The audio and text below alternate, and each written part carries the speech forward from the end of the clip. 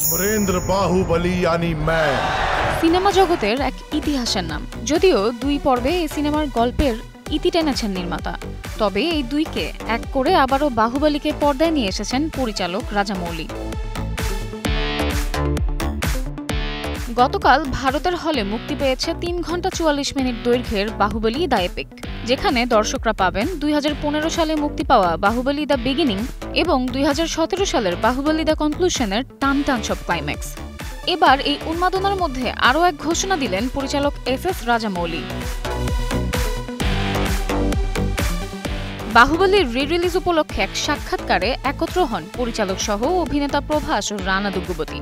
সেখানেই রাজামৌলি নিশ্চিত করেন বাহুবলীর গল্প নিয়ে এবার তৈরি হচ্ছে 3D অ্যানিমেশনের সিনেমা, যা নিয়ে এরই মধ্যে শুরু হয়েছে উন্মাদনা। নাম বাহুবলী দ্য এটার্নাল ওয়ার। জানা গেছে প্রায় 2.5 বছর ধরে তৈরি হচ্ছে বাহুবলীর 3D অ্যানিমেশনের কাজ।